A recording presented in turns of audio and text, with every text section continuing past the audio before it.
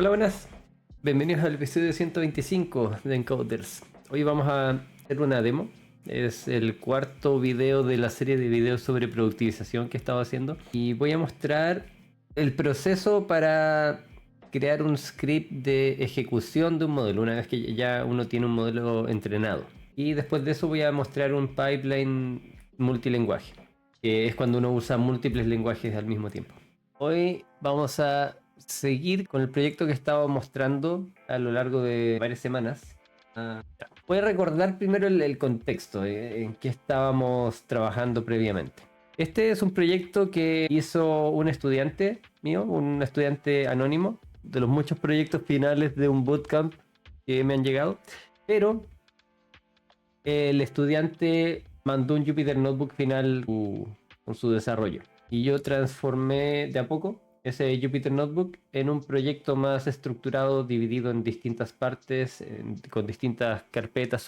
Puse un Dockerfile para pisar todo el proyecto y asegurarme de que funcionase no solamente en mi computador, sino que en cualquier otro computador que pudiese ejecutar Docker y que tuviese un kernel de Linux en alguna parte que pudiese ocupar. Para eso ocupamos WSL, para tener una terminal de tipo Linux. Además, estamos creando este proceso dividido en distintas secciones. ¿Por qué es importante dividirlo en distintas secciones? Porque hay algunas secciones que quizás sea importante sacar enteras o volver a poner, quizás tomar en consideración para la evaluación de un modelo, o quizás solamente tomar en consideración eso para el entrenamiento y no para la evaluación. También es útil porque te va dando checkpoints. Cada uno de estos archivos tiene inputs y tiene outputs. Los outputs del archivo, por ejemplo, A01, es que se generó el output, se generó correctamente y después falló en 2. No tengo que volver a ejecutar este A01. Puedo asumir que todo lo de antes funcionó y partir del A02. Y así ir de a poco avanzando en la prueba de todo mi proyecto sin tener que ejecutar todo de nuevo. También pusimos un parámetro que no está aquí, este. Pusimos este parámetro que podemos ingresar desde la terminal, llamado modo de prueba, que nos permite correr el código, pero en su versión más básica. Es decir, queremos simplemente probar que el código funciona de principio a fin, no si da un buen resultado, sino que si se ejecuta sin errores. Para esto no necesito ejecutar todo mi código con todos los datos. Con que ejecute mi código con quizás 100 datos de entrada de alguna tabla. Y quizás no tengo que probar 20 modelos distintos, basta con que pruebe uno. Y si estoy haciendo una búsqueda de hiperparámetros, no es necesario que busque en un espacio muy grande. Puedo buscar en un punto para hacerlo casi inmediato. Todo ese tipo de cosas no afectan porque si pasa una iteración de un elemento o de dos elementos, lo más probable es que también vaya a pasar una de 10, de 4, de 1000.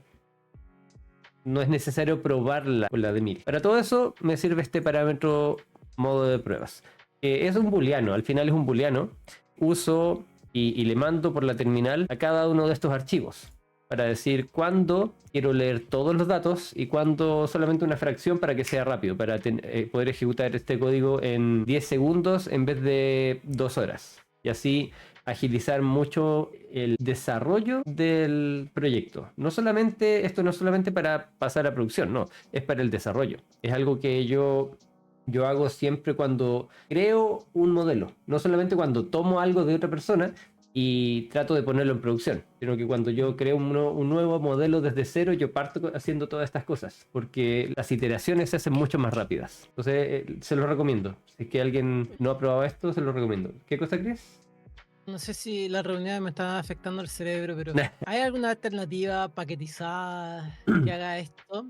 Porque esto es algo que diseñaste tú, que se te ocurrió de que sería una buena forma de solucionar el problema de probar el código. Ujú. No sé si has averiguado si existe algo, una librería, servicio, otra alternativa para solucionar este problema. No sé si existe una librería que resuelva todo esto. Como sea, dudo mucho que exista una que resuelva 100% de esto, porque depende mucho del caso. Hay veces en que hay que hacer varios ajustes para que el código siga funcionando tanto en el modo de pruebas como en el modo normal. Entonces, no sé si es que haya una librería. Después en algún momento voy a buscarlo, pero no lo he buscado porque también yo encuentro que es relativamente simple hacerlo. Solamente definir un parámetro que entra por la terminal, que es algo que en general es bueno hacer, según mi opinión, para poner no solamente este parámetro, sino que otros. Quizás la fecha con la que uno quiere ejecutar un modelo, la fecha de los nuevos datos que uno le quiere pasar a un modelo. Entonces eso no es como un costo muy grande y el resto de las cosas son muy específicas. Al final esto es un booleano que sirve para al leer una tabla hacer un head y listo, esa es la parte simple, pero hay otras cositas como por ejemplo que existan todas las clases que necesita el modelo, tanto si uno está tomando 100 datos como si uno está tomando 1000 datos. Y para eso lo que hago yo es imputar valores. No me importa que el modelo quede mal. Da lo mismo, porque sé que va a quedar mal. Si le estoy pasando 100 datos, no voy a estar analizando la performance. Quiero que pueda calcular la performance del modelo. Me da lo mismo que número D. Pero sí quiero que la calcule para ver que no haya errores. Entonces, lo que hago es imputar elementos y cosas de ese estilo. Pero a medida que voy encontrando esos problemas, que la mayoría ya los tengo más o menos detectados, voy adaptando según el caso. ¿Alguna Te creo, otra bro. pregunta? ¿Cómo? Te creo. O sea, te creo lo que dices. Sí, pero quizás hay alguna herramienta que no conozco, si es que alguien la conoce, si es que alguien conoce alguna y nos dice, genial. Si es que no están viendo esto en vivo y lo están viendo en YouTube, recuerden que en la descripción van a encontrar el link al Discord. Y ahí se pueden unir, nos pueden mandar mensajes, dar feedback o lo que sea. Ahí también en Twitch dejé el link al Discord para los que sean nuevos y el link a YouTube en donde están los videos anteriores. ¿Hay alguna duda de la gente del chat? ¿O Mati? Ya ¿No? hasta ahora no, porque Ya. esto igual lo habíamos visto, Sí, es un me repaso. acuerdo un poco. Sí, Sí, es me un acuerdo un repaso de poco. los últimos 3 videos. Entonces eso eran las partes principales de los 3 videos anteriores. Y el pipeline, que es lo que ejecuta todo en orden, tiene el preproceso primero y después el modelo. Hay una parte que dejé para el futuro y dije que ya lo íbamos a ver, es la evaluación del modelo. Eso es en lo que quiero que nos centremos hoy. Esto, así como está, no sirve de nada en la práctica porque no le están pasando ningún resultado a nadie. Están limpiando datos y están entrenando un modelo y ya, y con eso, ¿qué hacemos? Nada. Entonces es importante tener alguna sección del código, no necesariamente en este mismo archivo, puede ser en otro, va a depender de cómo lo quieran estructurar. Pero es importante tener alguna sección del código que tome el modelo que ya entrenaron, tome datos nuevos y evalúe esos datos nuevos con este modelo para quizás asignar un score a personas en el futuro. Quizás tienen datos de clientes que están divididos por meses y cada mes tienen que evaluar a un conjunto de clientes para decidir qué acción tomar respecto a ellos, si prestarles o no dinero en un banco, si se van a fugar o no, si es que vale la pena mandarles una encuesta porque quizás detectan que podrían haber tenido un mal servicio, entonces quieren tener más información cualitativa o lo que sea. Pero alguna acción, ¿sí? Cuando quieren hacer alguna acción con el modelo, con el resultado del modelo, tienen que tomar el modelo, tomar datos nuevos y obtener la predicción de ese modelo para esos datos nuevos y hacer algo con eso, guardarlo en alguna parte, mandárselo a alguien. Y eso muchas veces los data scientists junior lo pasan por alto. Al menos yo cuando partí no le daba tanta importancia y después era como obvio que había que hacerlo. Pero este proyecto que estoy mostrando no tenía eso. Es como un caso típico. No estaba la parte de crear el output para dejar listo un CSV o algo para pasarle a otra persona. Eso es súper, súper importante. Ya, ahora, ¿por ¿Por qué? qué crees que ¿Mm? eso tiende a pasar?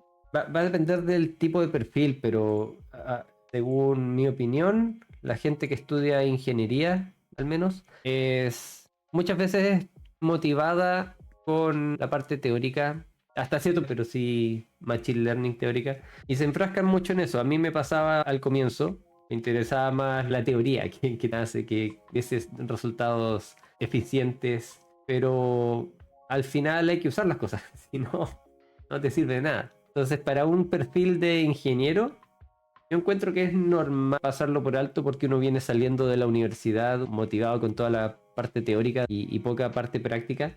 Así que, como por falta de visión completa de todo el proceso, muchos ni siquiera te preguntan si hay que hacer eso o no. A uno lo contratan a veces para hacer modelos. Y uno como junior piensa, pero no. A uno lo contratan para resolver problemas, no para crear modelos lo más óptimos posibles. Ahora, el otro perfil, otro tipo de perfil que no viene de la universidad, que es más práctico, por ejemplo, de bootcamp.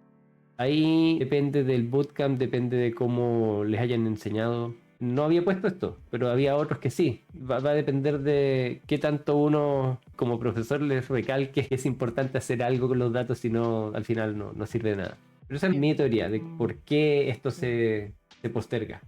No, lo mismo que tú, Rob, quería complementar que el material disponible online, casi la mayoría es hacer el ejercicio, sacar un score y sin preguntarse su utilidad y por qué. El Titanic u otros. Entonces no refuerzan esa parte, como que se enfocan más en la programación. Sí, ¿Tenía alguna hipótesis? Sí, o sea, es similar. Creo que es difícil igual como darte cuenta de algo que pasa en la empresa sin haber estado ahí, ¿cachai? Como que siento que debería haber un énfasis en los cursos, lo que decís tú al final. No solo decir, oye, lo importante es, sino como un poquito de la cuestión sin necesidad de mencionarlo, porque siento que efectivamente no importa, o sea, como que todo el problema, oye, mira este algoritmo, mira lo que hace, mira, te lo explico, 3 pasos, Y- aplícalo en 2 segundos, y un poco de la parte como business que alguna vez discutimos en un capítulo, ¿cachai? sí. Sí, de hecho en el y el capítulo en el otro, que hablé de esto que estoy buscando. ¿Escribí? y es KDD. Sí. No, quería mencionar que a pesar de eso, a pesar de que se enseñe, es algo que hay que vivirlo un poco para realmente entenderlo. Porque te pueden decir si el score es importante, se tiene que utilizar, alguien lo tiene que gestionar, pero ha pasado que pueden calcular el score, estar consciente de eso, pero llegar hasta ahí, pensando que ahí está el fin. Como, ya, le entrego el score y ahí se acaba la historia y ellos toman el score y paso siguiente a las personas y que mágicamente van a retener más gente que no se vaya de la compañía o van a empezar a vender más solamente por el hecho de entregar como el score y todo va a funcionar bien. Pero en verdad mucho más profundo desde que uno entrega el score hasta que sucede realmente la venta. Como hay capas y capas que hay que ir entendiendo. Este modelo, el KDD, lo vimos hace algunas semanas o meses. Y no, O años, yo diría. que hace un año, Sí, puede ser, sí, sí, creo que hace la un año. Porque he esto lo presenté después en la primera clase del Magíster de Ciencia de Datos. Pero yo 7 diría meses. que, sí, yo diría que el capítulo fue alrededor del 14 de marzo, en A el ver, capítulo en el que hablamos de esto. Todavía no es un año, 2 de abril. ya casi. Me equivoqué 2 semanas. Entonces, en ese capítulo hablamos de metodologías, tanto metodologías ágiles como también metodologías de creación de modelos. El primero de los que hablamos fue el KDD, porque es muy antiguo. Esta es otra de las razones por las que yo creo que la gente se salta la parte de evaluación. Aquí en el uno selecciona datos, preprocesa, los transforma, hace el data mining, que es sacar información de los datos al final de alguna manera, encontrando patrones o cosas así. Luego uno hace una interpretación y evaluación.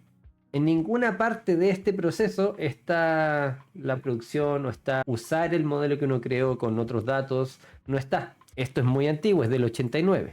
Entonces, al comienzo, en esa época, y también con lag durante muchos años, no era el énfasis de este tipo de cosas, porque era un proceso mucho más teórico, académico, y hay gente que, no sé si hay mucha gente que sigue usando KDD, pero según yo es relativamente popular. Yo encuentro que no hay que usarlo en general, no, a menos que sea para un caso, no, ni siquiera para un caso de laboratorio, porque te crea malas prácticas. O sea, a mí no me gusta KDD, por eso, porque no terminas con algo útil. Me siento antiguo Rodo, yo nací en el 89. Yo también, pero hablo de que la gente lo ocupaba en Sí, el trabajo en el 89, nosotros éramos unos ocupaba en bebés. el trabajo. Tú que naciste Y, como en el 90. oye, ¿qué es la mala práctica? Porque si lo veo de un punto de vista de un Omite. flujo, sí, pues esto es como una parte de algo más grande. Sí, sí, omite. No es que esto esté mal, sí, está bien, pero omite prácticas. Busquen, no quiero adentrarme tanto en eso porque nos vamos a desviar mucho, pero busquen el episodio. ¿Lo mandaste? Ya, ok, genial. Sí. Entonces van aquí al canal de YouTube, buscan metodologías y lo van a encontrar. También está en el link que Chris mandó por Twitch. Pero si es que están viendo esto en YouTube, es este de aquí, el episodio 83. Sí, también. Sí. Hay muchas formas de buscarlo. Van a llegar Sí. a él de muchas maneras. El episodio 83. Sigamos. Vamos ahora. ¿Qué cosa? Dale, sigamos. Ya, ahora vamos a por qué es importante diferenciar entre scripts de ejecución del modelo y el entrenamiento. Aquí M. Churra dice, por eso es mejor KN. Es un modelo. Sí, probablemente. Sí. Ya, entonces tenemos datos iniciales en nuestro pipeline que entran a un script que va a hacer algo. Este script nos va a dar otro dataset, quizás un dataset limpio, quizás otro dataset distinto que también va a estar limpio o más limpio. Además de eso, quizás nos va a dar imágenes, una imagen y muchas otras cosas. Después podemos tener otro script que va a tomar esto y quizás esta imagen para hacer un reporte 1, etc. Eventualmente en toda esta cadena que uno puede crear... ¿Qué cosa? ¿Iban a decir algo? Sí, no, recuerda el límite que tenemos. Lo dije ahí. Entonces, entre medio de toda esta cadena podría haber modificaciones. Digamos que en este script hay modificaciones de los datos que me sirven exclusivamente para el modelo. Por ejemplo, la separación entre entrenamiento y test. Cuando yo voy a aplicar el modelo, y yo ya, digamos que tengo un modelo listo, ya está entrenado. Y además tengo datos nuevos, que son como del futuro con respecto al modelo. Lo que tengo que hacer es crear un script que se alimente de estos dos para producir una predicción de estos datos del futuro, con la que pueda hacer algo. Estos datos no tiene sentido dividirlos en entrenamiento y testeo, para nada. Entonces no puedo tomar estos datos y meterlos a este flujo, porque este flujo me lo va a dividir entre entrenamiento y testeo y no necesito eso. Pero hago algo totalmente opuesto y no uso para nada este flujo. Y lo que voy a hacer es crear el flujo básicamente de cero. Tengo mis datos nuevos, los paso por un script 1', que es lo mismo que el original, con la diferencia de que no hacemos la división, pero el resto es lo mismo. Y después hay un script 2', que también es lo mismo, salvo que no se hace un par de cosas. Eso crea mucha duplicidad de código, porque el script 1 y el script 1' van a estar haciendo casi lo mismo, salvo en ciertas partes. Entonces, ¿por qué tener los dos? Y después quiero hacer un cambio en el script 1, voy a tener que hacer ese mismo cambio en el script 1'. Y si se me olvida, ya no va a funcionar el modelo, porque voy a tener un entrenamiento que usa un formato y después en la evaluación voy a estar usando otro formato, porque no me voy a haber acordado de actualizarlo. Entonces me va a dar un error, o peor aún, va a funcionar, pero va a dar algo malo sin que me dé cuenta. Entonces, para evitar ese tipo de cosas, es bueno evitar duplicar código y usar el mismo flujo. Pero decían antes que no podemos usar el mismo flujo. Entonces hay que hacer algo intermedio. Podemos tomar un dataset cualquiera, pasarlo por el script 1, pero el script 1 modificarlo. Y ponerle aquí un if si es que estamos evaluando, digamos que eval, un booleano, que es verdadero si es que estamos evaluando datos nuevos, y es falso si es que estamos entrenando un modelo. Entonces, si es que esto se cumple, entonces vamos a ejecutar algo. Si es que no, la dislexia, si es que no, entonces vamos a dividir entre entrenamiento y test. Pero solamente si es que no estamos evaluando, si es que estamos entrenando. Si es que estamos evaluando, aquí podría hacer nada o hacer otra cosa. Pero hay ciertas partes que sí son comunes. Por ejemplo, el formato de los datos. Podría tener otro script que se encarga de formatear mi tabla y decir la primera columna va a ser de tal tipo, la segunda columna va a ser de tal tipo, etc. Esto tiene que mantenerse tanto en el entrenamiento como en la evaluación, en ambos. Este script 1 no, o quizás una parte, depende de cómo uno lo divida, y por eso a mí me gusta dividir todo el proceso en varios scripts, porque te evita poner muchos if-else un poco ocultos en scripts y los dejas en el pipeline general. Así es mucho más visible y es más claro. ¿Sí? Ahora estoy pensando, ¿en qué caso por qué tengo que procesar mis atributos? ¿Y por qué tendré que procesar mis atributos, mi X distintos, para poner un if? Es que lo que estaba diciendo acá, el ejemplo, era la división entre Sí. entrenamiento y test. Esta división entre entrenamiento y test Ah, no tiene sentido cuando uno está evaluando datos nuevos. sí, por eso. Ah, ya, ok. ¿Sí? Sí, Es un quería el ejemplo, ejemplo. hay más. Sí, sí, mejor. Sí. O sea, claro, es que uno podría encargarse solamente de esa división entre entrenamiento y test. Entonces, Sí. este if ni siquiera es necesario ponerlo dentro, lo pones fuera en el pipeline. Cuando estás orquestando todo, dices, bueno, el script 1 no lo vamos a llamar en el caso de la evaluación, y en el script 2 sí lo vamos a llamar siempre. Estemos evaluando, da lo mismo. Pero en alguna parte hay que poner un if, estamos en el caso de evaluación o no estamos en el caso de evaluación. ¿Alguna duda, alguien del chat? ¿O algo más que quieran complementar? ¿No? No, aquí las cosas Ya. ya se pone un poco más complejo, la toma de decisiones. Porque es mucho mejor tener algo simple, sin Sí, tanto if, un flujo sí, sin tanto, como un flujo lineal. La situación sí, perfecta, un flujo lineal. claro. Aumentar más complejo, más posibilidades de que sea complejo de entender lo que está haciendo, más posibilidades de que cometer errores, más programado. Por eso yo prefiero hacer todos estos ajustes en el pipeline. Bueno, sí. Prefiero hacerlo en el pipeline, en donde aquí le pongo los argumentos con, por ejemplo, ArcParse. Si es que no saben qué es ArcParse, pueden ver los episodios pasados. Ahí lo discutimos y vimos cómo usarlo. En resumen, es para tomar elementos de la terminal como parámetros e introducirlos al código. Hay algunas otras formas de hacer parse, es uno de los métodos, hay más. Yo pensando largo rato, tengo un approach. A mí yo no me gustan los if. La otra vez te lo vuelvo a preguntar. Como que Espera, yo suelo. creo que me están llamando. Pero discutan No, por mientras, ya vuelvo. Y pero la después pregunta era para repetir la ti. pregunta, por favor. Mientras Ro no está, abrimos el chat. Cualquier pregunta que desean hacer, vamos aquí a responder con Mati. Sabemos de todo. Aunque no sabe de data science, la pregunta la respondemos igual. Porque sea, sí. Abarcamos toda el área del saber. De hecho. Y la pregunta era para él 100%, Sí, entonces no pues, puedo hacerla sí, po, sí caché que era para él, pues te iba a decir lo mismo. Como que esperemos para a Ro. regresar. No, Sí, algo fue hacer a ayudar a la maca, a la esposa. Así que, ¿cómo estuvo sí, su Ro, semana? Ro eficiente. Y yo conté un poco al principio, estuve en la playa, estuve en Viña estuvo bien entretenido, me Buena. gustó. Es bacán la playa, en verdad. Man. Mucha gente para estas Sí, fechas. Sí. sí, hay mucha gente en estas fechas, bueno, en verdad. Harto Yo taco. sé, yo hace tiempo que no voy por estas fechas, así que no sé cómo está la situación. Me imagino lleno. Sí, sí, lleno. Pero igual, o sea, tiene su gracia que esté lleno, ¿cachai? Ah, no sé. Ya. Para Pero cuesta contar estacionamiento, por ejemplo, weón, te estáis dando vueltas 10 minutos, una cosa así. O te Uf, estacionas de la chucha. sí. Pero bueno. Hoy hay otra pregunta de Aline. Tratando de verle la utilidad, se me ocurre que tras una caída del modelo, implementar la solución facilitaría volver a entrenar, volver a ponerlo en marcha. En realidad la utilidad que le estaba dando Ro al principio era... No lo explicó tanto, creo, porque lo explicó no en el capítulo pasado, pero estaba hablando, por ejemplo, de prueba. Si el dataset es muy grande, se demora mucho el flujo. En cambio, cuando tenía un modo de prueba, se ejecuta rápidamente. El tema es que ahora está hablando de qué conviene meter un script de la evaluación en específico. Pero Ah, como por ejemplo ese tema de la velocidad es una cosa que es bien útil cuando está uno probando como modo de prueba, ¿no? Para dar Sí. como una utilidad rápida.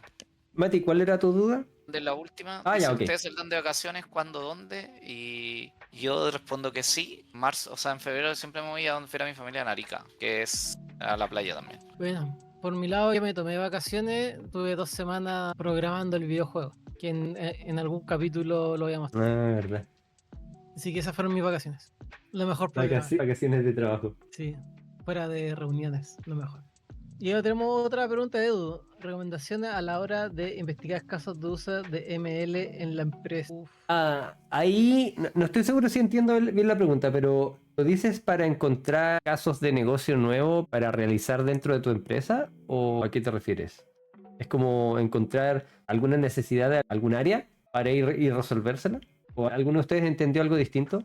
Yo entendí que es caso de uso de la empresa.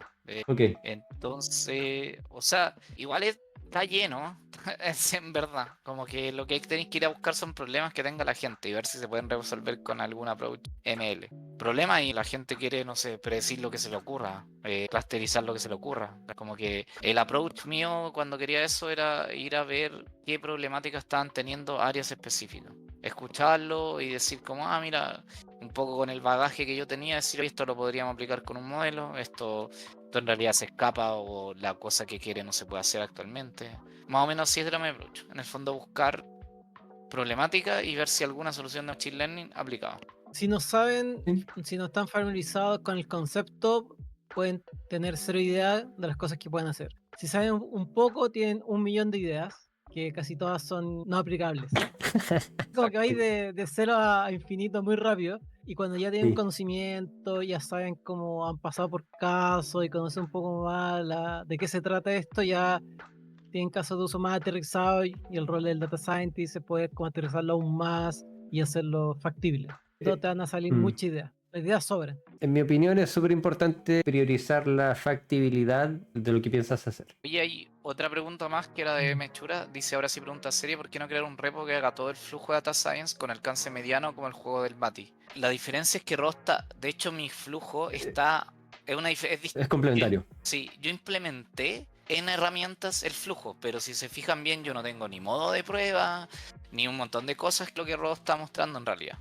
De hecho debería tener, o sea, por ejemplo, si yo fuera estricto, los que han visto el proyecto que yo trabajaba, yo scrapeo cartas. Por ejemplo, un modo de prueba sería scrapear unas pocas y luego hacer el almacenamiento y todo y ver si está funcionando. Pero realmente yo estoy haciéndolo todo de una, como si el modo de prueba fuera el modo definitivo en realidad.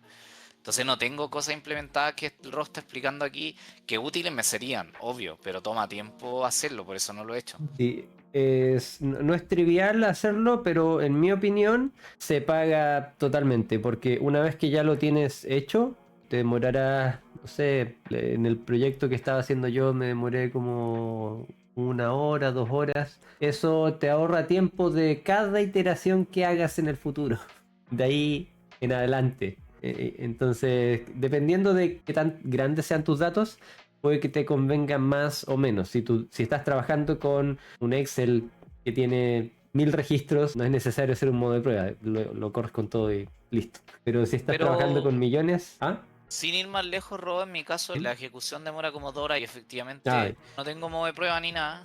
Lo que hago es una wea bien trucha, porque en el fondo yo corto la ejecución. Como que no tiene un modo de prueba, sino que yo hago un modo de prueba medio de ya, bugueo. Como que lo corto, después lo subo, en el fondo le meto manualidad. ya, ok. Pero si a veces me ha pasado que cuando estoy programando esa cuestión, algo cambié y digo, bueno, lo dejo corriendo. Me olvido y está 3 horas, ¿cachai? Cuando una cosa que para probar demoraría 3 minutos, ¿cachai? Porque debería scrapear 2 cartas y el proceso Sí. es exactamente el mismo, ¿cachai? Entonces son, como dice el robo, complementarios, no son en realidad excluyentes. Una cosa es lo que yo implementé como en herramientas y lo otro que está aplicando el robo, que es como el flujo de un proyecto, más que nada. En ese caso, con 2 horas de proceso, el modo de prueba sí se pagaría totalmente. Quería agregar que eh, existe un sabor particular al programar que hace que el flujo que uno construya esté todo muy ordenado. Un proceso bastante iterativo, pues que los datos pueden venir incorrectos, uno puede hacer malas transformaciones, tiene que validar harto los datos. Y por eso también es un proceso iterativo, porque el resultado, el score final, no lo esperado, o un resultado dudoso porque la data viene incorrecta. Entonces hay que retroceder haciendo bien los pasos intermedios, analizar como la tabla intermedia que surge de todas las transformaciones, porque se te puede haber colado un filtro, vas cruzando doble, y eso pasa y lo he visto. Entonces, más allá de que funcione como una programación de una aplicación de que, oye, la página funciona, los botones funcionan, lo puedo visualizar y el código puede estar muy sucio o desordenado, pero no me importa. En cambio aquí sí importa de que ordenado, porque las cosas cambian, la fuente de información cambia, entonces tienes que ser capaz de ir a la fuente de información y cambiar o el nombre de la variable, etcétera. Todo el mundo. Entonces entre ordenado es mucho mejor. Podía abrirles. Mi pregunta va a ser más Dale, fácil, te la explico con pantalla. Mandé un ya. escalibro Tu Omni. pregunta. Ahí estoy compartiendo mi pantalla con el Scalidro. Ya, estoy dibujando, ¿cierto? ¿Se ve?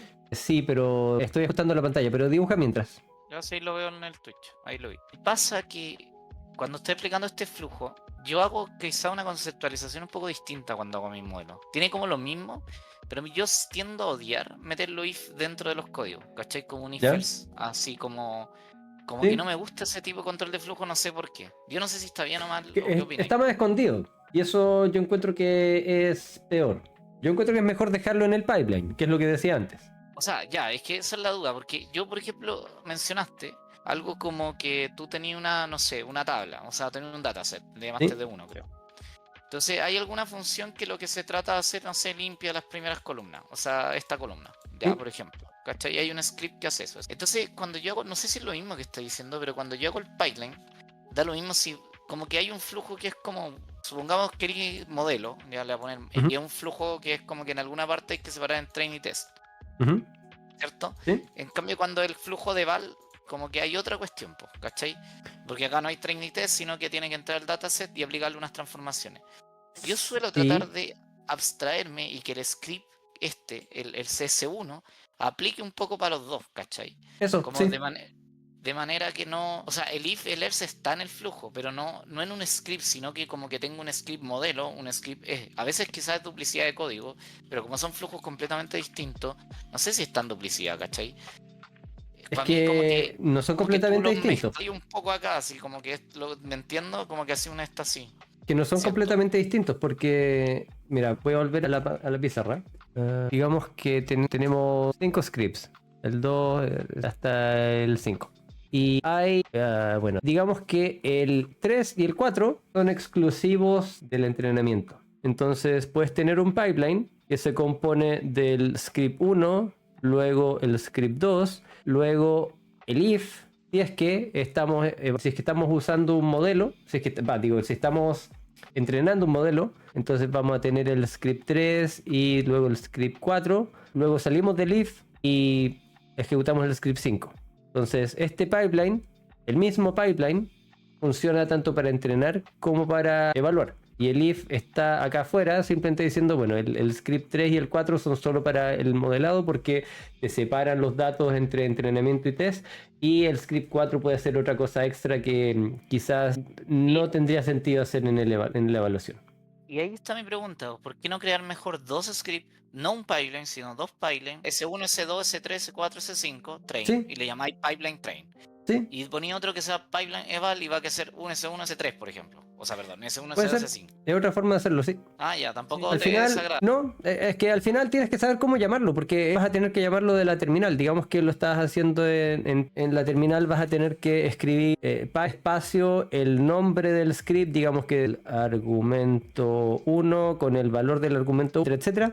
Y si es que estás usando esto para entrenar y para evaluar, tendrías que usar el pipeline 2, que quizás tiene los mismos argumentos, tiene argumentos distintos, no sé, va a depender. Pero sea como sea, cualquiera de los dos Sí, para mí es válida. El tema es que tienes que tenerlo bien documentado. Para mí es más conveniente en la mayoría de los casos, no siempre, pero en la mayoría de los casos, dejarlo en un mismo pipeline y dejarle aquí un argumento de si estamos evaluando o no estamos evaluando, estamos entrenando. Aquí le pongo is, por ejemplo.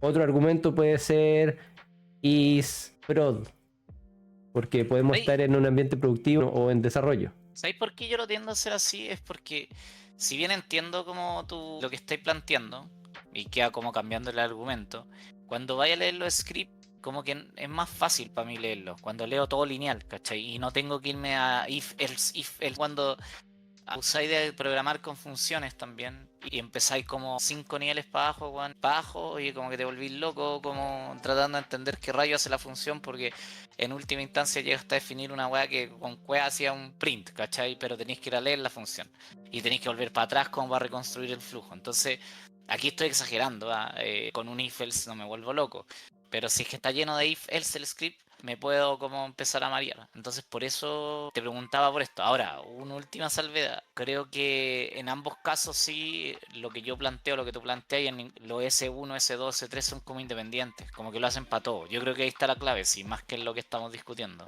Que funcionan para ambos casos, porque efectivamente yo diría que si hay un S1 Train, S1 Eval, S1 Model, S1 no sé qué, y en realidad cambié en uno, después te olvidé en el otro y te queda la embarrada siempre, ¿cachai? Eso. Y como que hay cosas en el chat mientras me está discutiendo.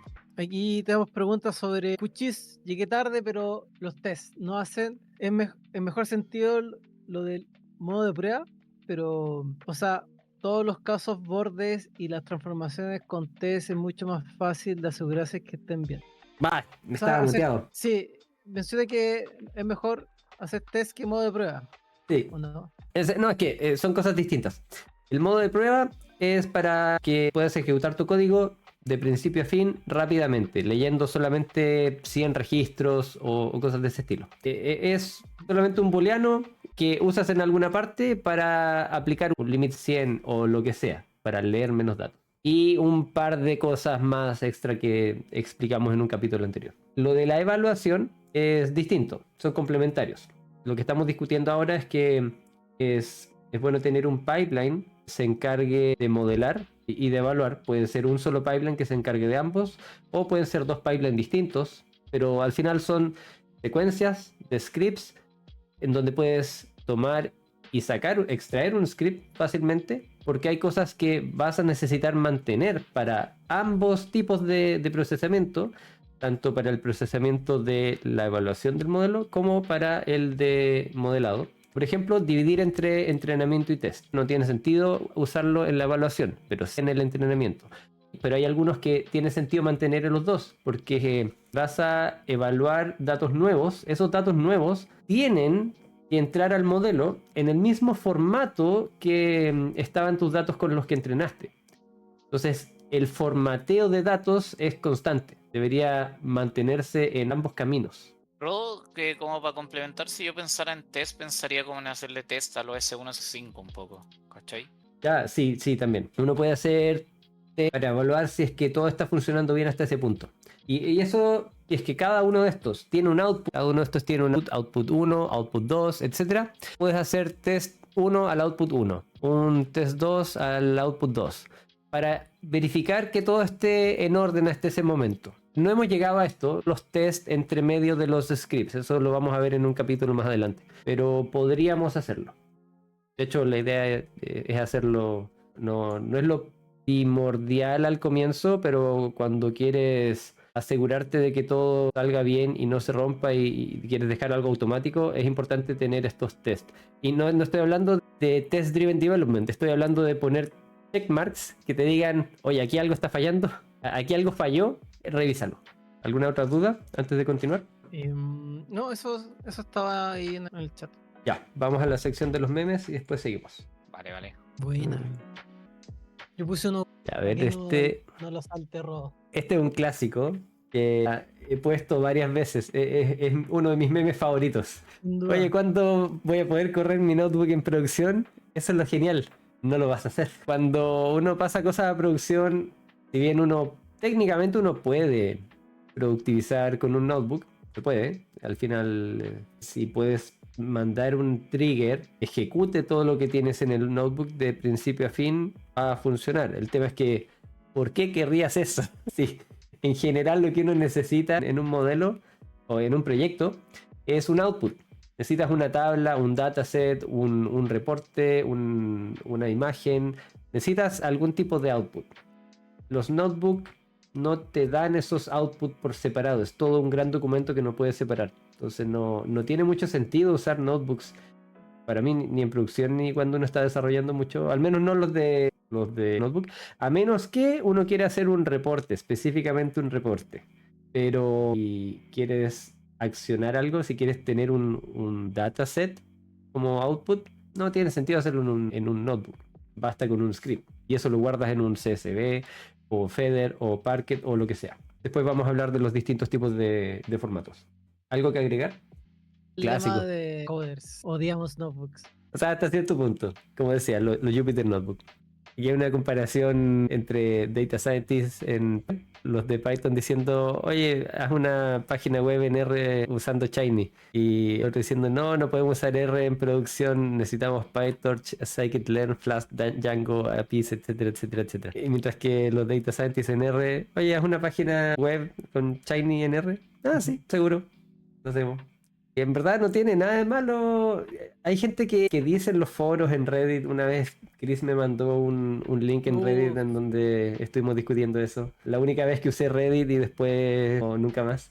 Y hay gente que cree que uno no puede productivizar cosas en R. Eso es totalmente falso. Y lo voy a mostrar. En R, por la terminal, puedes ocupar el comando rscript, espacio, tu script de R y listo. Eso es. Llamas a tu script desde la terminal.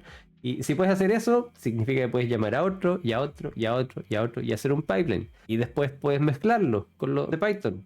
En otra línea de la terminal pones Python, espacio, el nombre de tu script, le pones los parámetros, a los DR también le pones los parámetros, le pones los mismos parámetros si quieres, y los vas intercalando o lo que sea. Pero no tiene ningún problema. Al final todo es código que puedes orquestar, que puedes ejecutar uno después de otro. Cada uno hace una tarea. Tomas la mejor herramienta para solucionar el problema que te están presentando y solucionas los problemas nomás, por la que sea. Un comentario ahí, Robo. Diferentes CMM, plot. Ah, espera, ¿qué? No, ahí dice plotis, no sé si era plotly, pero igual, aunque sea lo que sea, no entiendo la pregunta. ¿A qué te refieres con plotly? Si es que los data scientists que ocupan R dicen hagamos un gráfico y ocupan ggplot porque funciona súper bien.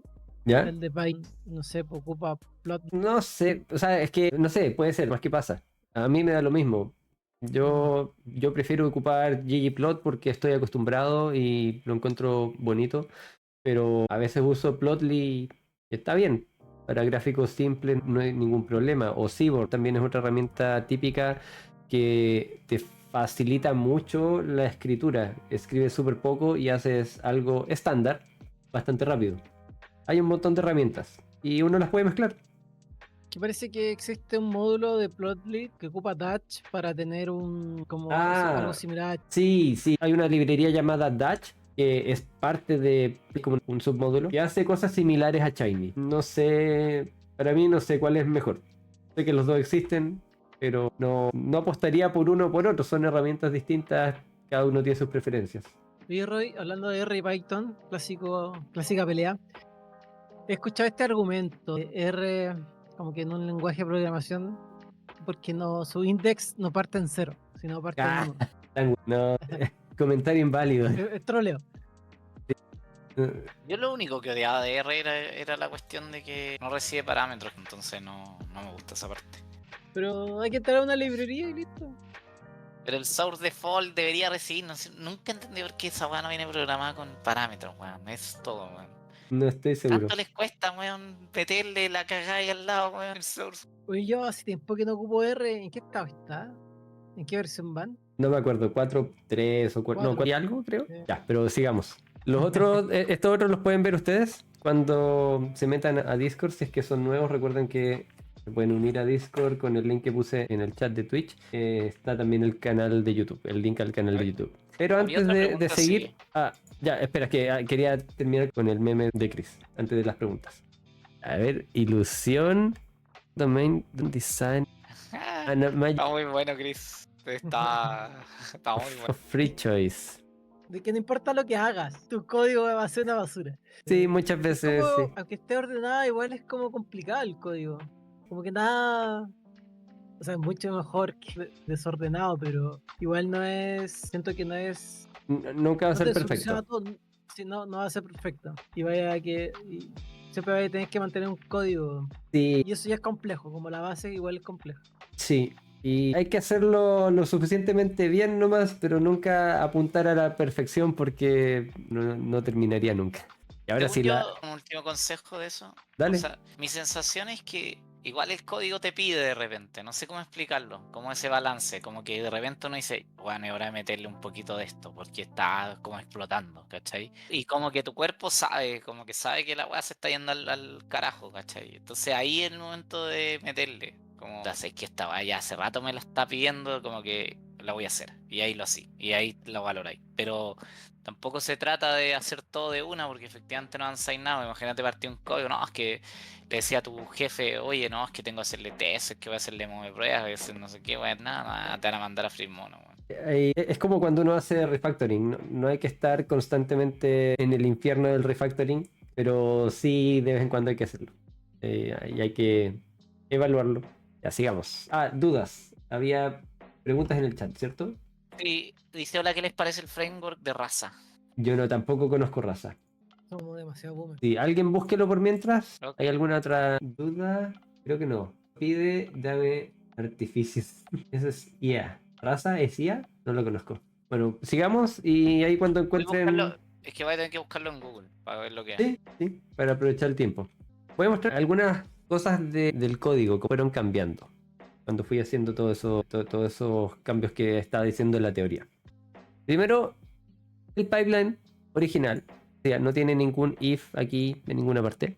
Pero hay una parte, si buscamos modo de prueba, buscamos en el proyecto modo prueba, aquí por ejemplo. En esta parte, los if, que Mati decía que no le gustaban. Pero lo uso en un punto muy específico, como bien acotado, no es un if grande. Si estamos usando el modo de prueba, entonces buscamos en un singleton, en vez de hacer un grid search sobre una malla muy grande, es un singleton, un solo elemento. Y si es que no, buscamos en una malla más puntos y cosas así. Entonces el modo de prueba está en algunas partes del código para esas cosas bien específicas. Recuerden que el código lo publiqué en episodios pasados y también lo voy a dejar en el video de YouTube. El link va a estar en el video de YouTube que suba durante la semana. Los primeros cambios que fui haciendo para llevar esto a algo que se pudiese evaluar fue cambiarle el nombre a este set de columnas. En un comienzo, el código decía columnas para dropear, columns to drop, y aquí estaba customer ID, begin date, date. Y estas se borraban del dataset totalmente. Nunca más aparecían. Pero piensen esto. ¿Cómo vamos a usar los resultados del modelo? El modelo nos va a entregar un score. ¿Ese score de quién es? ¿Cómo lo uso si no tengo el ID? No podemos botar a la basura el Customer ID. Es súper importante mantenerlo. Entonces esto, primero, no debería llamarse columnas para dropear. Debería tener otro nombre específico. A mí me gusta llamarle a este tipo de columnas informativas o columnas de ID. Cualquiera de los dos nombres, a veces uso uno, a veces uso otro. Y no es algo que escuche mucho en general que hable la gente. Siempre la gente habla de las columnas feature y las columnas target. Los IDs, los números de teléfono, por ejemplo, direcciones de dónde vive la gente cuando uno no va a usar esos datos para entrenar, sino que cuando uno necesita después mandar algo.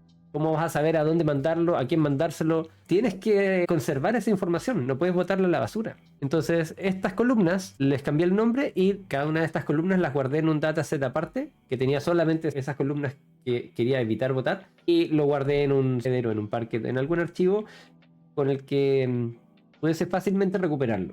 Y Oye, solamente... bro, ¿sí? solo termino la idea y pongo una... Ya, sí, lo último que quería agregar con respecto es que es importante que cuando uno hace eso, guarden los mismos datos que después van a usar en el modelo. Por ejemplo, si es que guardo la columna entera del data original, pero después de eso hago un filtrado y me quedo solamente con un subconjunto de esos datos, las dimensiones no van a calzar. Tengo que guardarlas después de haber hecho ese filtrado para tener los mismos IDs en el mismo orden, ojalá conservando el índice o algo por el estilo. Pero si es que no se puede conservar el índice, basta con que esté todo en el mismo orden y después las juntamos. No me acuerdo de la función. Pero ponemos todas las columnas junto con todas las columnas de features y al final la columna de predicción. O quizás ni siquiera las columnas de features. Quizás nos basta con los IDs y el target. Y eso lo guardamos. Y eso es lo que mandamos.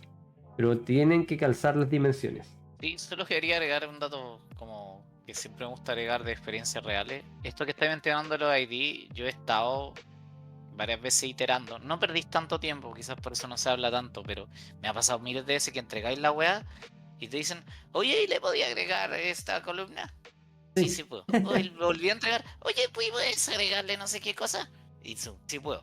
Entonces como que es mejor a veces estar preparado para no tenerla ahí como quizás a veces entregarle todo y quitarle, Sí. más que ir de a poco agregando o preguntarle de una, porque la pregunta es típica. Por eso la quería agregar. Me pasó muchas veces que era como, oye, ¿le puedes agregar todo esto? Y yo ya tenía como ciertas como tablas de ID, ¿cachai? Que ya las bajaba y las pegaba nomás, así como todo.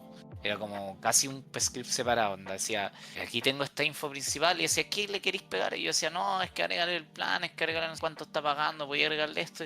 Y al final lo hacían porque cuando uno se va entendiendo un poquito por qué lo van pidiendo, es porque nuevamente, como dijo Rob en el principio del stream, pues tampoco es todo, es solo un input más, y ellos usan otras cosas también para decidir algunas implementaciones que van a tener. Por eso lo hacían.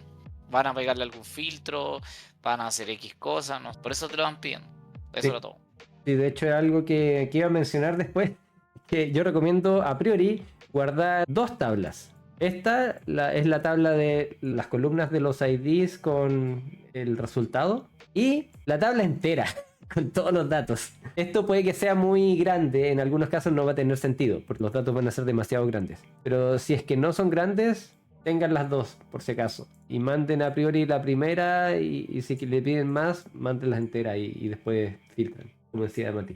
Sí, porque pasa, o sea, de ahí Sí. nace todo esto. Sí, pasa mucho. ¿Alguna duda en el chat? Gracias por el follow. Entonces tenemos los distintos tipos de columnas. Feature, target, informativas. Tenemos por qué es importante separarlo antes de borrarlo y siempre conservarlo. Vamos ahora al formato en cómo lo guardamos. Oye, no pescaste la pregunta. Es que no la vi. ¿Cuál? O sea, es raza, es que tenéis que buscarlo porque no lo conocemos. Es como una especie de chatbot que sirve. Yo no lo usaba, entonces no puedo opinar. Ya, yo tampoco, no sabía ni siquiera del Pero nombre. Tiene página y todo, así que no, en realidad no puedo poner mucho de ello. Ya.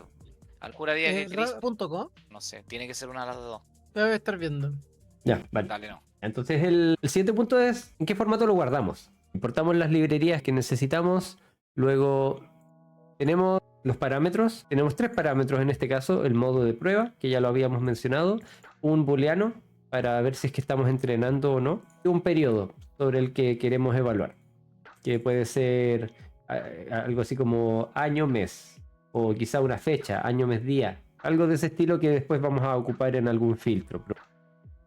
Estos parámetros los puse en todos los scripts porque son los parámetros principales de como los globales. Luego definir con argparse. Leemos el modelo. Puede ser con Jobly, puede ser con Pickle, puede ser de un montón de formas. Mojo, hay otro, etcétera. Pero este tiene que ser un modelo que ya está hecho, que ya entrenamos y guardamos en alguna parte. Acá simplemente lo leemos con Jobly Load en este ejemplo. Con Jobly Load también vamos a leer los datos de feature que guardamos. Estos pueden ser, en este caso ya estaba usando los features para hacer la prueba más rápida, pero este nombre habría que cambiarlo después para apuntar a datos de evaluación, datos nuevos. Y leemos otros, en general, datos que vamos a querer aplicar al modelo. Luego tomamos el modelo y usamos predict sobre estos datos. Obtenemos la predicción, podemos obtener la predicción también en cuanto a probabilidad, tanto como clasificación como probabilidad, ambos.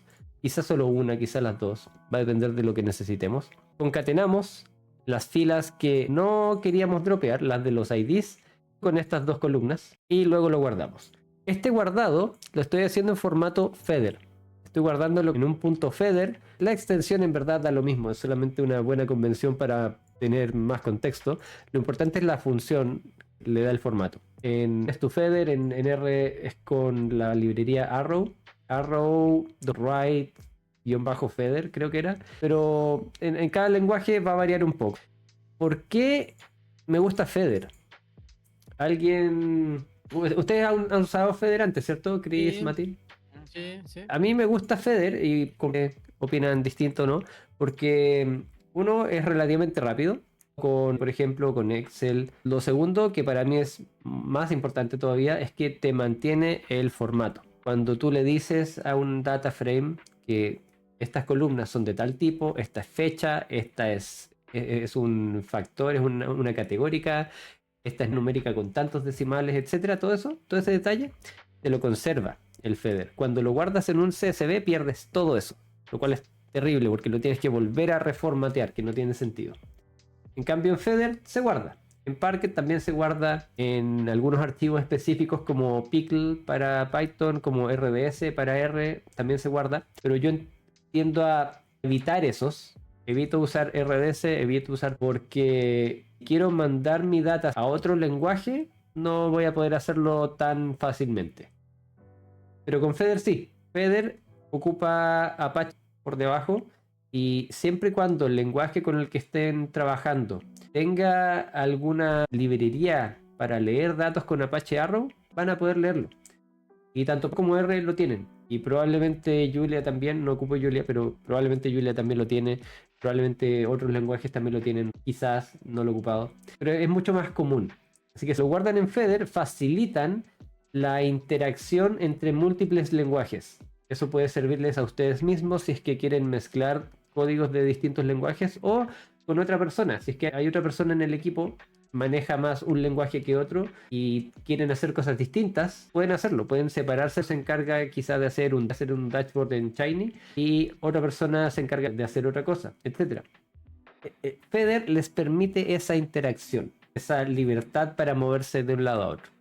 Ese es otro de los motivos por los que a mí me gusta Feather. Hay otros tipos de datos que tienen estas propiedades, por ejemplo Parquet. Yo suelo usar o Feather o Parquet. Esos son los dos que más uso. Cuando quiero guardarlo como base de datos con muchos archivos, una base de datos grande, y ocupo Parquet, porque sirve para separar los datos por grupos. Puedes tener un Parquet que tiene todos los datos de un mes, otro Parquet con todos los datos de otro mes, y después con herramientas como Athena u otro tipo de herramientas que directamente leen Parquets y te arman una base de datos por debajo. Con eso puedes leer los archivos directamente con código de SQL. Y es que es un dataset grande, pero que no lo voy a poner en una base de datos, ahí lo pongo en Feather. Esa es mi forma de decidirlo. No, bueno, buen consejo ahí. Acá no. Ya. Y Excel nunca. Excel casi ni lo mencioné, pero no. La única. Recuerden que tenemos un capítulo de Excel, igual lo voy a No estuve en ese. La verdad, te fuiste de vacaciones y lo Sí, hicimos, estaba ¿no? de vacaciones y se aprovecharon de que estaba de vacaciones. Fue Se literalmente me olvidó- eso.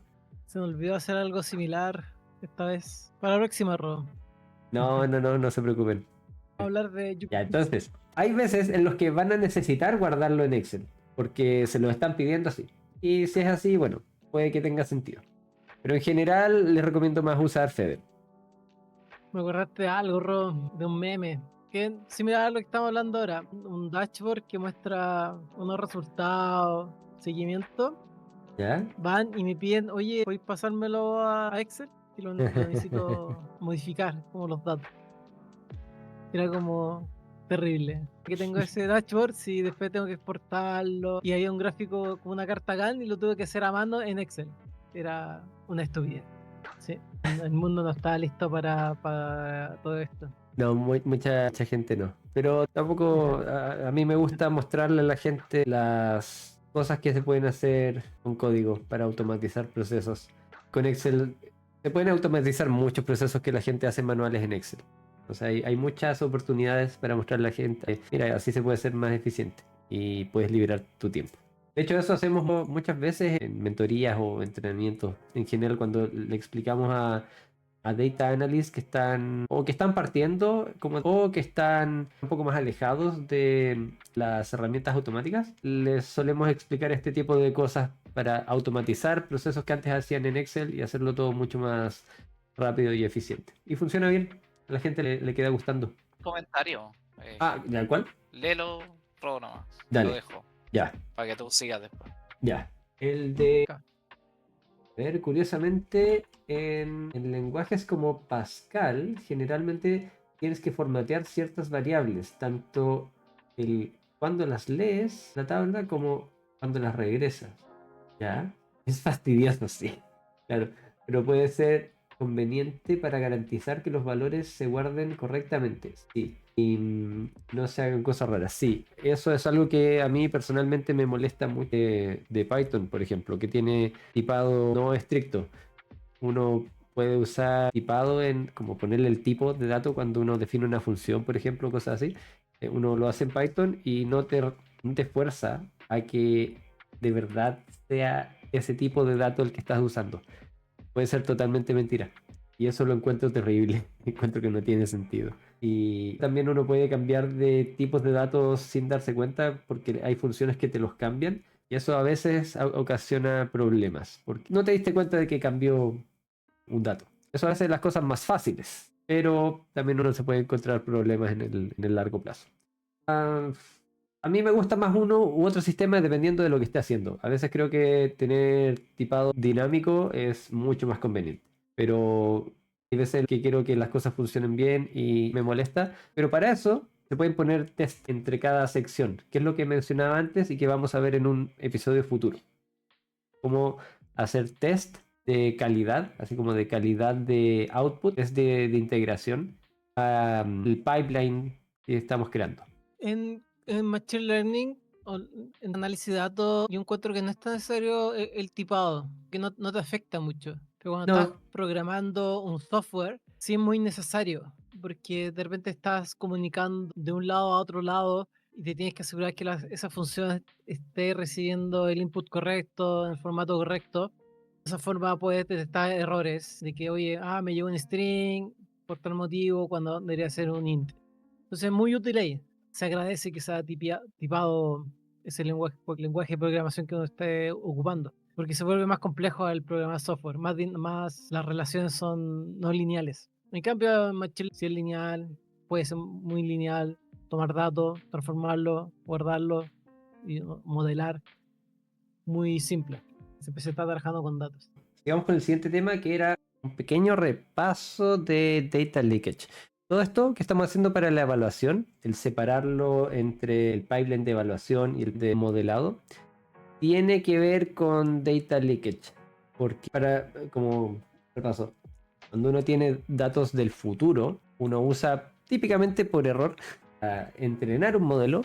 Eso se llama filtrado de datos. Tenemos una tabla y digamos que hay una variable acá que es la probabilidad de que un cliente se vaya 3 meses en el futuro. Y era parte de la tabla, parte del input, que venía quizás de otro modelo o lo que sea. Si es que nosotros estamos diciendo si es que le vamos a prestar dinero o no, un mes después de la fecha, aquí tenemos una fecha, un mes después de esta fecha, y acá tenemos datos de 3 meses en el futuro, esta columna no tiene sentido. Hay que eliminarla. Uno podría usar esta columna para explorar un poco de vez en cuando, pero tanto para el modelo como para la evaluación hay que sacarla. Entonces ese es otro de los temas que hay que tener en cuenta al evaluar los modelos. A veces se van a pasar estas columnas. A veces uno no se va a dar cuenta y te vas a dar cuenta cuando estés tratando de tomar datos nuevos, ingresarlos al modelo y te va a dar un error. Porque vas a ver que esta columna no existe o está llena de nulos. Porque eran datos del futuro, entonces aún no están poblados en estos datos. En ese caso hay que reaccionar a tiempo y decir, bueno, tener que cambiar alguna parte de mi script. Voy a tener que sacar esta columna o voy a tener que usarla en una parte y no en otra, dependiendo de lo que uno quiera hacer, etcétera, etcétera. Hay algunas cosas que no son data leakage, que podrían serlo a primera vista o viceversa. Por ejemplo, cuando uno llena datos, digamos que acá tenemos una columna con la deuda. Sí, tenía el volumen muy fuerte, de repente escuché el ruido y dije, ¿qué pasó? Y ahí vi el nombre de Gonzi. Para los que no conozcan a Gonzi, él también hace streams. Normalmente a esta hora solemos coincidir mucho con el horario. Y él habla de cosas más generales de programación. Aquí hablamos de cosas específicamente de ciencia de datos. Gonzi habla más de programación. A veces lo he visto hablando de currículums o portafolios, cosas también que le pueden interesar a la gente que está acá. Si les interesa el mundo de la programación en general, pueden ir a ver el canal de Gonzi. Voy a hacer Mientras tanto, ¿alguna duda? Hace un pequeño resumen para los que están Ya, recién sí, es que estoy haciendo el shoutout. Y gracias por los follows que están de Sí. todos. Muchas gracias. Entonces, como resumen, para los que se vienen sumando, estamos hablando de cómo evaluar un modelo de Machine Learning cuando ya está entrenado. Una vez que ya entrenaste un modelo, no se acaba el proceso ahí. Tienes que usar ese modelo para predecir algo y esa predicción mandarla a alguna persona para que haga acciones. Si no haces acciones con tu modelo, no sirve de nada y perdiste el tiempo. Es básicamente eso. Y estamos hablando de qué cosas es importante tener en cuenta. Una de ellas que estamos discutiendo ahora es el data leakage, es cuando tienes datos del futuro que se te filtran hacia tus datos del presente. Hay un ejemplo bien típico de data leakage que es cuando imputas datos. Aquí tenemos una tabla y una de las columnas de nuestra tabla de datos es una deuda. Todo esto son deudas de algún cliente. Cada una de estas filas es un cliente y cada cliente tiene alguna deuda. Algunos de estos clientes puede que tengan nulos. Un nulo acá, nulo. Entonces a veces a uno le gustaría no tener nulos. A ver, no hay nada de malo con los nulos a priori. A veces es bueno tenerlos y otras veces es mejor reemplazarlos. Pero si uno los quiere reemplazar y haces un reemplazo, por ejemplo, usando el resto de los datos para estimar cuánto era la deuda de esta persona, digamos que hay personas similares. Por aquí hay algunas personas que se parecen a esta de acá. Entonces tomas las deudas de estas personas que se parecen, tomas el promedio y lo imputas. Creas nuevos valores. Eso lo puedes hacer con modelos de Random Forest o KNN, etc. Hay un montón de formas de hacerlo. Pero en general puedes usar un modelo. Si haces eso, estarías tomando información de gente que está acá e influenciando el valor de esta otra persona. Cuando haces un modelo, tienes que dividir tus datos en tu dataset de entrenamiento para el modelo, para enseñarle al modelo, y tu dataset de test, con el que vas a evaluar qué tan bueno es el desempeño. Cuando estás imputando de esta manera, influenciado por otros valores, es probable que algunos de estos valores terminen en el dataset de entrenamiento y otros de estos en el dataset de test. Si es así, significa que este nulo pasó a ser un valor distinto de nulo, influenciado tanto por el dataset de entrenamiento como por el dataset de test. Entonces estás mezclando tus datos. Los datos test no deberían tocarse, son datos del futuro, entre comillas, datos que no vas a tocar, con los que solamente vas a ver si tu modelo se está comportando bien o no. Si lo mezclas ya no tiene sentido, ya estás compartiendo información. Y eso es data leakage. Ese es un ejemplo típico de data leakage. Pero uno podría querer reemplazar nulos por un solo valor. Quizás esto es NA, significa que es cero. Este era deuda cero y quizás consistentemente cero. Si reemplazas todo por cero, no estás incurriendo en data leakage, porque tu decisión no está siendo influenciada por datos del futuro. En ambos casos estamos reemplazando nulos. En un caso es malo, en otro caso no es malo. Si es que solamente estamos reemplazando por cero, ese proceso es común tanto para el proceso de entrenamiento como también para el proceso de evaluación. Una vez que ya tienes tu modelo y quieres evaluar un nuevo dataset, para ambos sirve y no hay problema. Entonces lo puedes dejar en tu pipeline común. Pero si es que no, si es que estás haciendo un reemplazo con algún tipo de modelo, eso lo tienes que sacar de tu pipeline de entrenamiento y de alguna manera extraer la lógica y esa lógica aplicarla a tu dataset que quieres evaluar, si es que es necesario, quizás ni siquiera. Entonces hay que tener cuidado con ese tipo de cosas. Y en función de eso, decidir si hay algunas partes que son comunes, que puedes compartir entre tus pipelines de entrenamiento y de evaluación. No son comunes y tienes que dejarlo exclusivamente para el entrenamiento y de ahí no sale y te saltas ese paso en la evaluación. O lo haces distinto. Oye, solo quiero complementar, Rob, a los que ¿Sí? están aquí, quizás no todos trabajan en Data Science. Tampoco hay un método definitivo cuando uno incurre en Data Leakage. Más lo que suele pasar es que uno la perfil sospechosamente está muy alta y es como una variable que sale importante, como que no te hace mucho sentido. No hay una forma definitiva, como lo que está diciendo Rob, un consejo, como casos típicos que ocurren, me ha ocurrido. Pero no hay una forma, solo como que igual es triste porque hay un poco de intuición nomás de lo que hay que hacer. No, pero buenos consejos, Mati, se me había olvidado ese, que si es un buen performance, hay algo raro. Y hay que revisar las variables más importantes para revisar qué variable está explicando ese gran performance. Por ejemplo, en este caso podría, lo que decía Rodo, que salga la deuda explicando todo y uno dice, ¿por qué la deuda? O sea, está bien, la deuda importa, pero como que sea la principal, la mejor y todo, no le hace sentido al negocio. Por ejemplo, eso se podría hacer voy a usar lenguaje en Z, de un red flag de tu modelo, de por qué que quizás no está cuadrando o es demasiado importante. Pero no hay un método definitivo, es solo intuición en verdad. ¿Algo más que aportar? ¿Alguna duda en el chat? ¿Dudas? Vayan escribiéndolas. Y recuerden que si están viendo este video en YouTube, pueden poner las dudas en Discord o en los comentarios de YouTube. Pero si quieren el Discord, lo pueden ver en la descripción del video. Y para los que están en Twitch, lo publiqué ahí al costado, en el chat de Twitch, junto con el canal de YouTube. Digamos, otro punto del que quería hablar era el multilingüaje, que más o menos lo estuvimos discutiendo cuando entramos a la sección de los memes. Pero ahora quiero mostrar un ejemplo. Digamos que en todo este proceso, en todo este pipeline, quiero hacer un filtro. Entonces creo un script usando Tidyverse que usa Arrow, la librería Arrow, y la función readFeather para leer mis datos que, como había dicho antes, guardé en formato feather. ¿Por qué? Porque es agnóstico al lenguaje. Lo podemos leer fácilmente de varios tipos de lenguaje distintos. Tal como los CSS también tienen esa propiedad. Pero además conserva la estructura. Entonces, si yo defino en mi código en Python que hay una columna que es una fecha, después lo leo en R con feather y va a seguir siendo una fecha en el otro lenguaje. Es súper conveniente eso. Entonces leo mis datos, defino una fecha, un periodo por el que quiero filtrar los datos, los filtro. Aquí estoy haciendo un poco de preproceso de mi columna antes de verificar si es que es igual o no a este periodo. Estoy verificando si es que los primeros 6 elementos, sin incluir el guión, son iguales a mi periodo. Aquí antes tenía una fecha, o sea, Y el año, guión, el mes, guión, DD, el día. Me quedo solamente con los primeros 6 elementos sacando los guiones.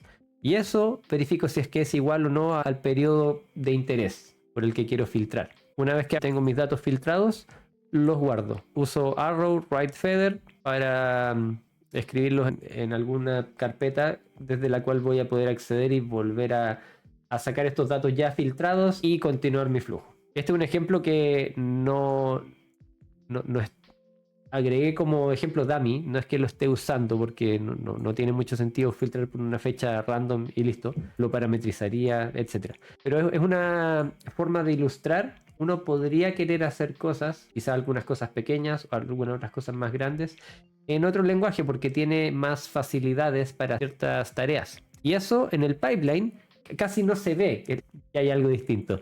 Esta línea es la línea que corre el script de R. En vez de usar Python y el nombre del script y el resto, usamos RScript, el nombre del script y el resto de los parámetros también se los agregamos.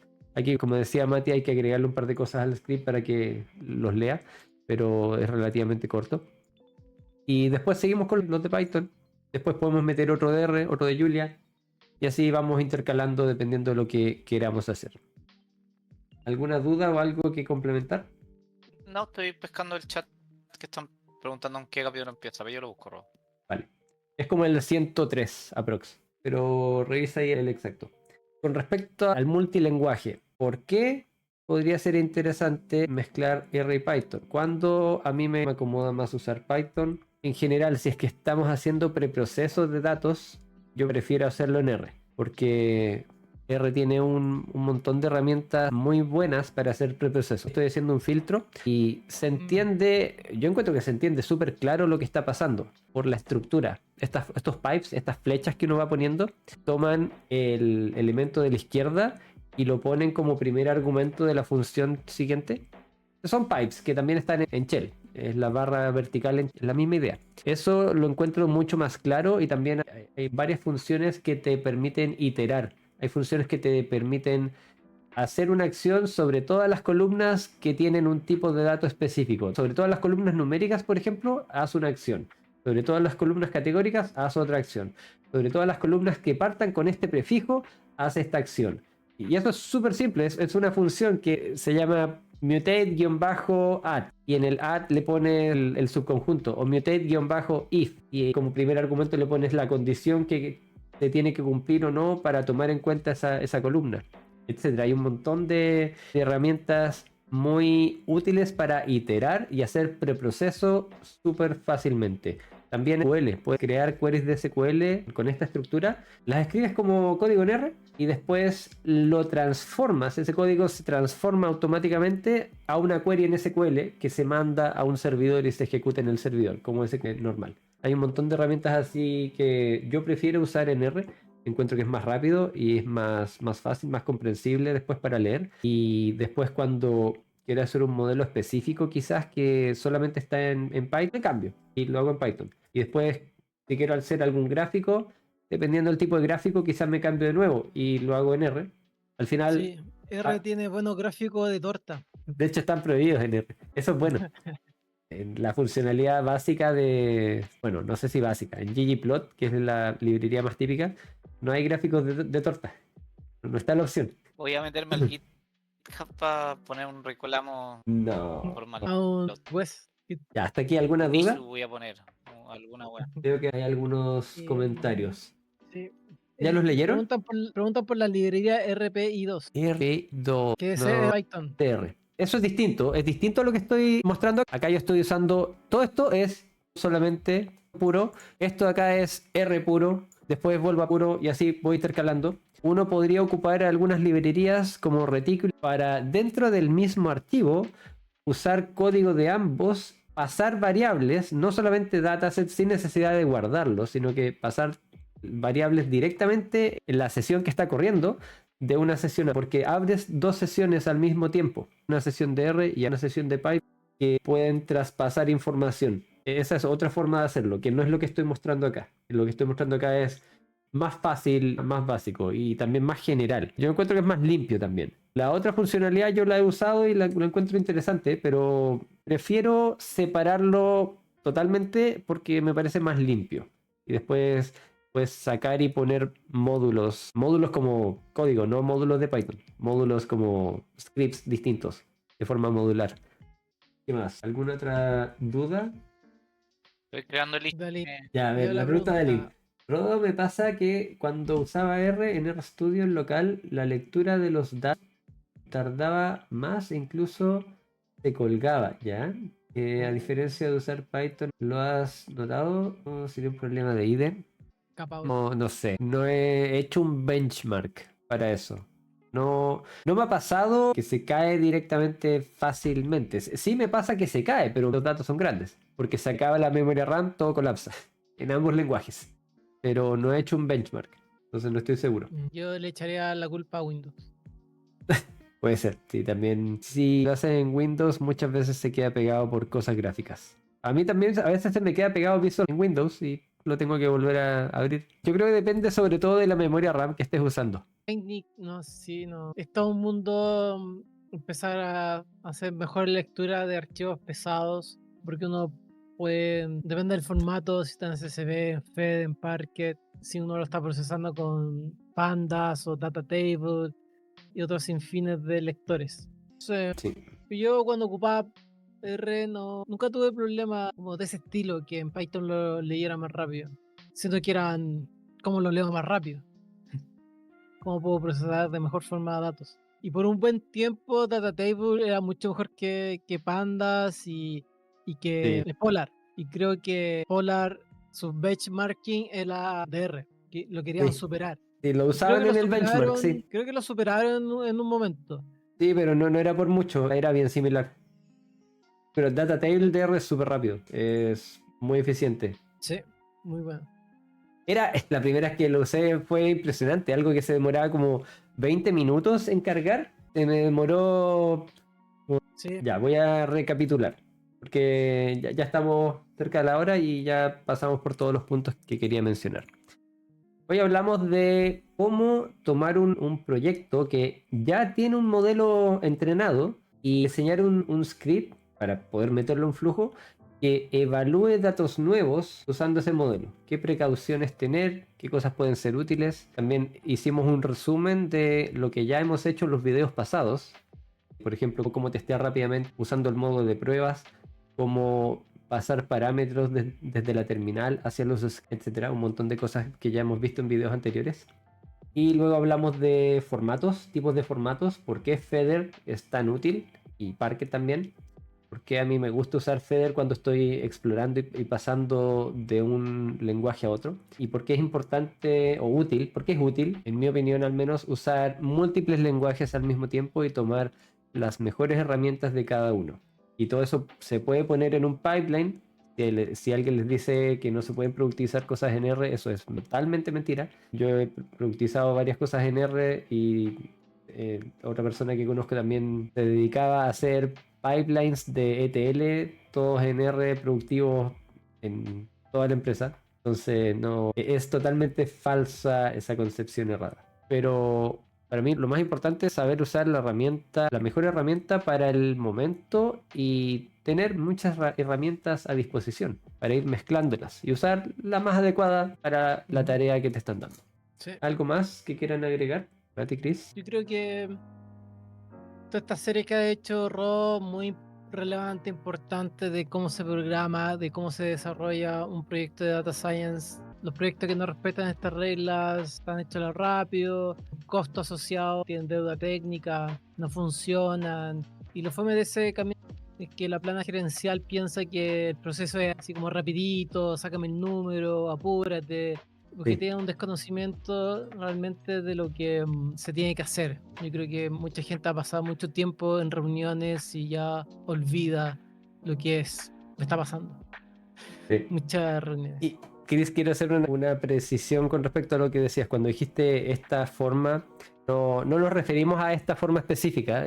Hay muchas formas de resolver los problemas. Con Mati y yo tenemos formas distintas de hacer las cosas, pero como discutíamos, lo que importa es que la idea se mantenga, que hay algunas herramientas que te permiten hacer esto de forma más fácil, automática. A veces uno lo podría hacer más a mano y a uno le podría salir rápido, es que tiene bastante práctica. Lo que importa no es la forma exacta en cómo lo hagan o la herramienta que ocupen, lo que importa es el concepto que ocupen, que sigan ciertos estándares, que tengan un pipeline de desarrollo y un pipeline de producción distintos, que cada uno de estos pipelines se puedan parametrizar, que se pueda evaluar datos nuevos. No me he metido mucho en la diferencia entre producción y desarrollo, pero eso lo mencioné como un extra ahora. Pero todo este tipo de conceptos no importa tanto cómo lo hagan, si ocupan una herramienta, si lo hacen a su gusto, si cambian la estructura, da lo mismo. Lo que importa es que tengan alguna estructura, que sigan ciertos estándares internos de su empresa o propios mismos para que les funcionen las cosas más rápidas, para poder hacer pruebas más ágiles, para iterar más rápidamente y que el desarrollo no sea como ver pintura secarse y después hacer nada mientras se está entrenando un modelo porque tienen que probar si es que funciona o no y después se les cae después de 5 horas de espera. No. Todo ese tipo de cosas da lo mismo cómo lo logren, pero hay que evitar los problemas de los que estamos hablando y lograr los estándares a grandes rasgos de los que estábamos hablando. Oye, Ro, yo solo quiero agregar, como ya estamos en la hora, dejé la serie de capítulos, los pueden ver todos, buscar en YouTube con demo, ahí aparecen.